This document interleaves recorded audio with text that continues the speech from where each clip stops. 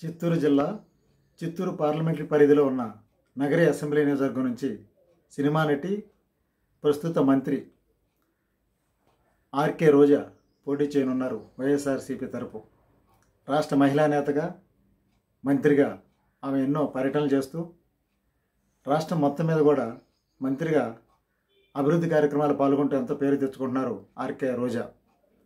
ఈమె స్థానికంగా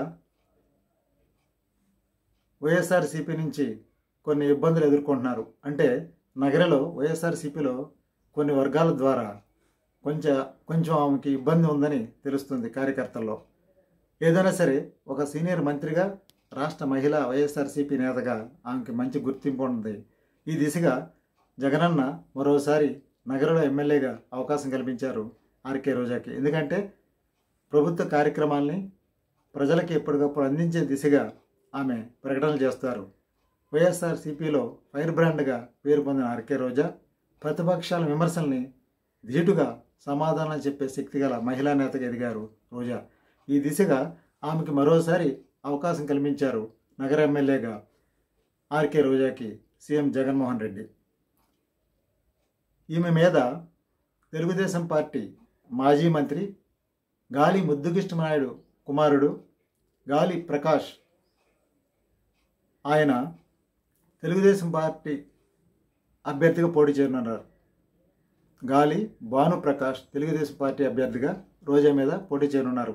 ఉన్నత విద్యావంతుడు యువకుడైన భానుప్రకాష్ తండ్రి ఆశయంతో తండ్రి అడుగుజాడల్లో నడుస్తూ తెలుగుదేశం పార్టీలో క్రియాశీలకంగా పోరాడుతున్నారు, కార్యక్రమాల్లో పాల్గొంటున్నారు. ఒకప్పుడు అన్న ఎన్టీఆర్ క్యాబినెట్లో మంత్రిగా ఉన్న గాలి ముద్దుకృష్ణనాయుడు వారసుడిగా రాజకీయాల్లోకి వచ్చిన ఈయన భానుప్రకాష్ తెలుగుదేశం పార్టీ అభివృద్ధి గురించి, తెలుగుదేశం పార్టీ మేనిఫెస్టో గురించి, షూరిటీ విధానాల గురించి ప్రజల్లోకి తీసుకెళ్ళి ఇంటింటా ప్రచారం చేస్తున్నారు భానుప్రకాష్. ఏదైనా సరే రోజా సీనియర్ అయినప్పటికీ భానుప్రకాష్ యువకుడిగా, ఉత్సాహవంతుడిగా, యువకుల్లో మంచి పట్టున్న నేతగా ఆయన ముందుకు వెళుతున్నారు. భానుప్రకాష్కి జనసేన కేడర్ కూడా సహాయం అందిస్తుంది కాబట్టి బీజేపీ జనసేన సహకారంతో తెలుగుదేశం పార్టీ అభ్యర్థిగా నేను గెలుస్తానని ఆయన చెప్తున్నారు. ఎందుకంటే రోజా మీద వ్యతిరేకత ఉంది కాబట్టి ఆ వ్యతిరేకతని తనకి అనుకూలంగా మలుచుకుంటానని, ఈ దిశగా ఓటర్ల వద్దకు వెళ్ళి ఓట్లని అభ్యర్థిస్తానని భానుప్రకాష్ చెప్తున్నారు. ఏదైనా సరే సీనియర్ మహిళా నేతగా రోజా, యువకుడు ఉత్సాహవంతుడిగా భానుప్రకాష్ ఇద్దరు నగరి అసెంబ్లీ నియోజకవర్గంలో పోటీ పడుతున్నారు.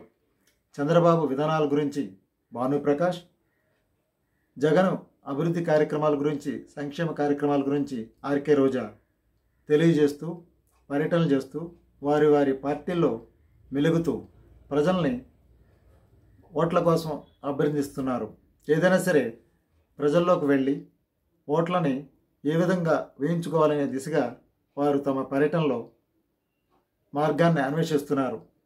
ఏదైనప్పటికీ రాష్ట్ర మహిళా నేతగా మంత్రిగా రోజాకి మంచి పట్టుంది. అదేవిధంగా యువకుల్లో భానుప్రకాష్కి మంచి పట్టుంది. ఈ దిశగా ఇక్కడ పోటీ రసవత్తరంగా జరుగుద్దని చెప్పుకుంటున్నారు నగరి ప్రజలు.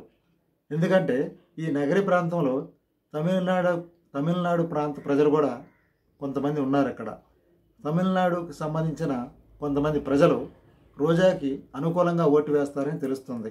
ఏదైనప్పటికీ ఒక సినిమా నటిగా, వైఎస్ఆర్సీపీ మహిళా నేతగా, రాష్ట్ర మంత్రిగా రోజా తన సత్తాన్ని చాటుద్దని అనుకుంటున్నారు. తన బలాన్ని నిరూపించుకుని తిరిగి మరొకసారి క్యాబినెట్లో మంత్రిగా చూడాలన్నది జగనన్న ఆలోచన, జగనన్న ఆశయం. ఈ దిశగా రోజా ముందుకు వెళ్తుంది.